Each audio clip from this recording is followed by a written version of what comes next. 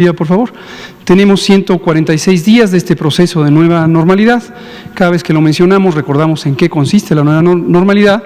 Consiste en el proceso gradual de desconfinamiento conforme se alcanzan niveles de menor riesgo de contagios COVID. Sin embargo, y eso es lo que quiero mencionar hoy, que es diferente a lo que mencionamos desde el 1 de junio, cuando iniciamos este proceso de desconfinamiento, puede ocurrir que tengamos un proceso de reconfinamiento. Puede ocurrir, me lo han preguntado ustedes, se los agradezco, y es exactamente lo que está ocurriendo en el estado de Chihuahua. Aquí está el doctor Alomía. Adelante, doctor Alomía, bienvenido. Y lo que está ocurriendo en el estado de Chihuahua es precisamente lo que puede ocurrir. No deseamos que ocurra, nadie desea que ocurra, pero es una realidad que hay que enfrentar, y hay que enfrentar con decisiones técnicas ágiles y bien pensadas. Esta mañana nos preguntaban sobre la estrategia. Quisiera aprovechar para hacer comentario en seguimiento a lo que respondimos esta mañana. Preguntaba una colega periodista, ante el rebrote o el repunte o el retorno de la tendencia ascendente del crecimiento en el número de casos, ¿el Gobierno de México modificará la estrategia? Fue la pregunta. La respuesta es no. La estrategia es el plan general. Y el plan general ya contempla la posibilidad de tener un escenario favorable con reducción del número de casos, el número de hospitalizaciones, el número de lamentables defunciones, un control epidémico apropiado, pero también contempla el escenario, ya sea localizado o incluso generalizado en el país y el mundo, de que ocurra lo contrario. Todos estos escenarios, en términos generales, fueron contemplados desde el inicio de la epidemia. Y se consideró que si teníamos un curso de disminución y lográbamos tener en México y en el mundo sincronía, es decir, que al mismo tiempo se fuera encontrando una reducción de la epidemia, el escenario nos llevaría a la desaparición del COVID. Sin embargo, no fue el escenario más probable. El más probable ha sido en todo momento, y por eso desde mayo lo empezamos a alertar. Aquí está el doctor Ricardo Cortés, bienvenido. Empezamos a alertar que podíamos tener lo contrario, un momento de repunte o rebrote al momento que tuviéramos la temporada de invierno, la temporada fría, otoño-invierno, que todos los años nos trae el aumento de los casos de influenza. Como influenza y COVID-19 son dos enfermedades causadas por virus diferentes, pero que tienen la misma presentación clínica, con afección de las vías respiratorias y en los casos graves con neumonía, y se transmiten ambas por la vía respiratoria de persona a persona. Era lógico suponer que podrían tener un encuentro en el tiempo, y cuando la influenza empezara a aumentar, también COVID-19 empezara a aumentar. Esto ya está ocurriendo desde el mes de agosto o fines de julio en Europa y en los países europeos occidentales. Enseguida vamos a ver Asia-Pacífico y vamos a ver que también ocurre en algunos de estos países, y podía pasar en México, está pasando también en Estados Unidos y está pasando en Canadá. Entonces, para que tengamos claro, no se trata de cambiar la estrategia en el momento que uno percibe que las cosas van mal. Lo que se trata es de implantar las intervenciones específicas que la estrategia contempla cuando los escenarios están cambiando, para lograr el control o para enfrentar el reto de que está aumentando la epidemia. Vamos a pasar al primer segmento que presentaré yo. Enseguida el doctor Alomía retomará sobre el panorama nacional. Aquí tenemos la región Pacífico Occidental, esto es la región del Asia en la parte sur occidental, y es una región que se ha caracterizado por tener, comparativamente con otras regiones del mundo, una menor intensidad de casos registrados, es decir, un menor número de casos que ocurren diariamente. Las razones son varias, algunas permanecen en incógnita, pero existen algunos elementos que tienen que ver con la organización social, con la disciplina de las sociedades y también con los comportamientos. En la región de Asia, en particular, algunos países como Japón, como Singapur, tienen algunas costumbres bien establecidas a nivel social de conservar medidas de higiene básicas en la transmisión respiratoria. El uso de cubrebocas, el lavado de manos, el distanciamiento, son elementos que en la cultura asiática se han identificado ya desde antes en algunos países. No es la generalidad, no todos los países de la región tienen este tipo de comportamientos y no debemos asumir, a menos que haya una evidencia clara, que este tipo de elementos juegan un papel directo en el control de la epidemia. También se especuló, esto fue meramente especulativo, que la intensidad en el uso de las pruebas diagnósticas al inicio de la epidemia podía haber explicado esto. Sin embargo, existen otros escenarios comparables en países europeos que también usan los mismos patrones o reglas de operación en el uso de las pruebas diagnósticas por laboratorio y no tienen los mismos resultados. Por lo tanto, hay que tener otros elementos de evidencia para explicar por qué hay esta reducción y no es directamente atribuible a la cantidad o proporción de uso de pruebas diagnósticas, contrario a lo que se ha especulado sin un fundamento científico claro. Aquí lo que vemos es la curva epidémica de la región en su conjunto y vean ustedes, a diferencia de la curva europea que hemos presentado o de la curva de la región de América, hay un patrón diferente aquí, un patrón diferente.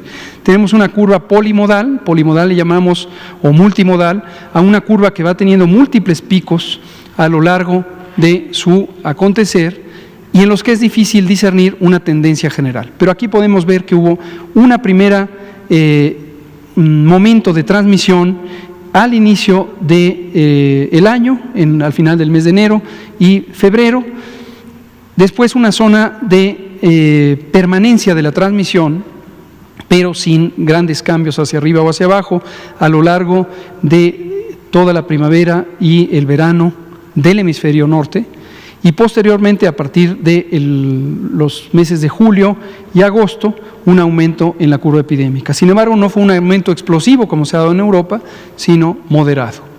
Y ese momento pues, se mantiene en esta meseta de estabilidad, pero con una significativa transmisión. 2.1% es la letalidad y 8% de los casos son los de los últimos 15 días. Vamos a ver la siguiente gráfica, por favor. Casos específicos, China, emblemática, porque fue el país en donde se identificó el primer brote, 44 casos de neumonía en Wuhan, en la provincia de Hubei, y tuvimos una epidemia ciertamente explosiva. Este es un término cualitativo que hace referencia a la alta velocidad a la que se van presentando múltiples casos, es decir, la suma de casos ocurre en muy poco tiempo y con un periodo de duración bastante corto. Duró acaso 6 a 7 semanas el periodo de máxima intensidad en la región de Wuhan, en la provincia de Hubei. Importantísimo no perder de vista que aunque estos son los datos de China en su conjunto, prácticamente la región de Hubei fue la que mantuvo transmisión. 95% de los casos registrados en el brote original ocurrieron en la provincia de Hubei, en una zona que tiene aproximadamente 65 millones de habitantes. 65. El conjunto de China tiene cerca de 1.300 millones de habitantes. Entonces, toda comparación que se quiera hacer de China en su conjunto con respecto a lo que ha ocurrido en otras partes del mundo, debe tener presente que en realidad la comparación es Hubei contra alguna parte del mundo. Hubei, una provincia con 60 millones o 65 millones de habitantes, no el país en su conjunto que tiene 1.300. No porque los datos no pertenezcan al conjunto de China, sino porque la enorme mayoría de los casos, más del 95%, ocurrieron en Hubei. Y esto es relevante también porque el gobierno chino, y esto lo supimos de fuente directa en conversaciones con el embajador de China en México, tuvieron un modelo de contención ciertamente extremo. Y esto fue una decisión que China tomó, el gobierno chino, y que les permitió disminuir la transmisión de una manera acelerada. También es importantísimo considerar, como lo hemos explicado en otras ocasiones, que la realidad socioeconómica, la capacidad de abastecimiento, la dinámica social, la realidad demográfica, etcétera, política incluso de cada país, determina el margen de maniobra, la diversidad de las intervenciones. En el contexto específico de China, les fue posible este modelo de contención extrema. Posteriormente, han tenido mínima transmisión. Hace aproximadamente 3 meses, China había declarado o decretado formalmente la eliminación de COVID-19 en el territorio chino. Posteriormente, han tenido un pequeño momento de rebrote y otra vez entrar en una fase de control. Mucho por aprender de la experiencia china, pero también muchos elementos que difícilmente podrían replicarse en otras partes del mundo, incluido México, por supuesto. La siguiente. Aquí está Japón, muy diferente, vean ustedes las diferencias enormes entre las curvas epidémicas. Japón entró a la epidemia posteriormente, 2 meses después que lo hizo China. Tuvieron un brote original que se extendió por mayor tiempo. Vean ustedes la amplitud de la base de esta curva epidémica que se proyecta prácticamente desde finales de marzo hasta finales de mayo. Y posteriormente pasa a una fase de mayor control, no desaparece la epidemia, no desaparece, y semejante a Europa Occidental, tienen, aunque más temprano que Europa Occidental, a finales de junio, un rebrote de magnitud mucho mayor, aproximadamente 2.5 veces el brote original. Y ahorita están en este punto, en una meseta prolongada, que ha venido prácticamente desde el inicio de septiembre, sin ir para arriba, sin ir para abajo. La siguiente. Vean ustedes la etiqueta que se presenta en cada gráfica de la clasificación de la Organización Mundial de la Salud, que hemos comentado. Puede haber transmisión comunitaria, conglomerado de casos o otras condiciones. La siguiente, por favor. Aquí tenemos la República de Corea. Corea del Sur tiene nuevamente... Todos estos están por millón de habitantes. Es una comparación equilibrada, aunque tienen distinta cantidad de casos. Se está comparando por millón de habitantes, es decir, como si tuvieran la misma población.